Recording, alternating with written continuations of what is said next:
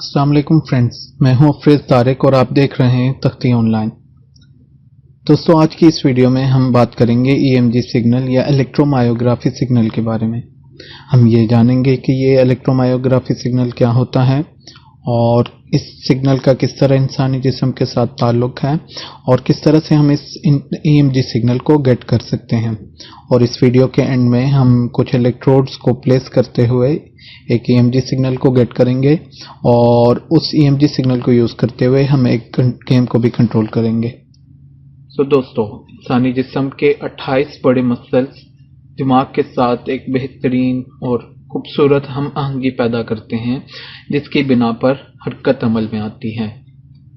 और जब भी जिस्म में किसी खास मसल को मूवमेंट देनी हो तो दिमाग का जो मरकजी असाबी निज़ाम होता है, जिसे हम प्राइमरी मोटर कॉर्टेक्स भी कहते हैं, वहां से एक खास किस्म का इलेक्ट्रिकल सिग्नल भेजा जाता है। यह इलेक्ट्रिकल सिग्नल मोटर यूनिट को चलाता है। मोटर यूनिट बेसिकली वो जंक्शन पॉइंट है जहां पर मोटर न्यूरॉन और पट्ठों के रेशे आपस में मिलते हैं। मोटर न्यूरॉन एक एक्शन पोटेंशियल को जन्म देता है और इसके नतीजे में हरकत अमल में आती है। और ये जो एक्शन पोटेंशियल है, इसको हम मायो इलेक्ट्रिक सिग्नल या इलेक्ट्रोमायोग्राफी कहते हैं। और इस सिग्नल को हासिल करने के तरीकाकार को ईएमजी टेक्निक या इलेक्ट्रोमायोग्राफी टेक्निक कहा जाता है। तो सबसे पहले जब भी इंसानी जिस्म में कोई हरकत होती है तो प्राइमरी मोटर कोर्टेक्स, जो कि इंसानी दिमाग का असाबी निज़ाम होता है, वहाँ पे एक एक्शन पोटेंशियल जनरेट होता है। और ये एक्शन पोटेंशियल यहाँ से होते हुए रीढ़ की हड्डी के थ्रू पहले अपर मोटर न्यूरॉन और फिर लोअर मोटर न्यूरॉन से टारगेट मसल पे तक मूव करता है। और ये ग्रीन कलर की जो लाइन ये अपर मोटर न्यूरॉन है और इससे ये सिग्नल स्पाइनल कॉर्टेक्स रीढ़ की हड्डी से लोअर मोटर न्यूरॉन से होते हुए मसल पे मूव करता है। और इस सारे अमल में लोअर मोटर न्यूरॉन का काफ़ी रद्द-अमल होता है। लोअर मोटर न्यूरॉन एक कैल्शियम आयन जो है वो टारगेटेड मसल में रिलीज करता है और इस कैल्शियम आयन की वजह से वहाँ पे एक एक्शन पोटेंशियल जनरेट होता है। और इस एक्शन पोटेंशियल को मेजर करने की टेक्निक को हम इलेक्ट्रोमायोग्राफी टेक्निक कहते हैं। ईएमजी सिग्नल या ईएमजी टेक्निक का इस्तेमाल आजकल बहुत सारी फील्ड में हो रहा है, जैसा कि बायोमैकेनिकल रिसर्च फील्ड में हो रहा है या इस असाबी बीमारियों वाले मरीजों की जो है उस फील्ड में हो रहा है। और उसके अलावा स्पोर्ट्स से रिलेटेड काफ़ी फील्ड्स में इसका इस्तेमाल हो रहा है।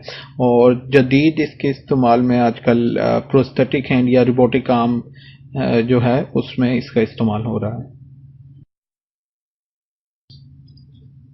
ईएमजी सिग्नल को एक्सट्रैक्ट करने के लिए हम जो तरीकाकार इस्तेमाल करते हैं उसमें सबसे पहले हमारे पास कुछ इलेक्ट्रोड्स इस्तेमाल होते हैं। ये एजीसीएल इलेक्ट्रोड्स जो कि मेडिकल की फील्ड में यूज़ होते हैं, या इसके अलावा हम डिफरेंट ड्राई इलेक्ट्रोड्स भी यूज़ करते हैं। तो यहाँ पे हम देखेंगे कि किस तरह से हम एजीसीएल इलेक्ट्रोड यूज़ करते हैं। तो ये एजीसीएल इलेक्ट्रोड हम डिफरेंट पोजीशन पे, जैसा कि यहाँ पे नज़र आ रहा है, आर्म की डिफरेंट पोजीशन पे प्लेस करते हैं।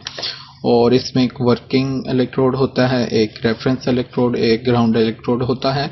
और इसके बाद इस इलेक्ट्रोड से जो वायर कनेक्ट होती है वो एम्पलीफायर के साथ कनेक्टेड होती है। एम्पलीफायर का इस्तेमाल इसलिए किया जाता है क्योंकि बेसिकली ये सिग्नल बहुत ही लो लेवल का होता है, फ्यू माइक्रोवोल्ट्स में सिग्नल का एम्पलीट्यूड होता है। तो एम्पलीफायर इस सिग्नल के एम्पलीट्यूड को एम्पलीफाई करता है और उसके बाद ये सिग्नल माइक्रो कंट्रोलर के साथ कनेक्ट होता है। यहाँ पर इस सिग्नल को एनालॉग से डिजिटल में सबसे पहले कन्वर्ट किया जाता है और फिर इस डिजिटल सिग्नल को यूज करते हुए हम डिफरेंट डिवाइसेस को कंट्रोल कर सकते हैं। वीडियो के इस पार्ट में हम आर्म की डिफरेंट पोजीशन पर कुछ इलेक्ट्रोड प्लेस करके हाथ की मूवमेंट की वजह से पैदा होने वाले इलेक्ट्रोमायोग्राफी सिग्नल को और इस ईएमजी सिग्नल को यूज करते हुए एक गेम का कंट्रोल भी देखेंगे।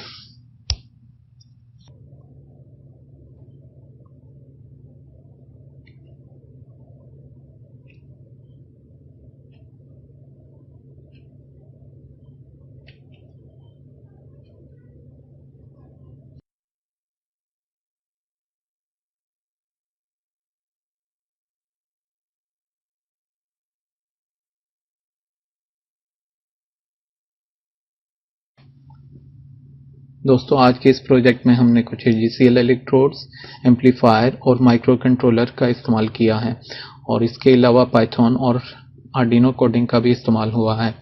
तो अगर आप इस प्रोजेक्ट के बारे में मज़ीद जानना और सीखना चाहते हैं तो इस वीडियो को ज़रूर लाइक और तख्ती ऑनलाइन को ज़रूर सब्सक्राइब कीजिए।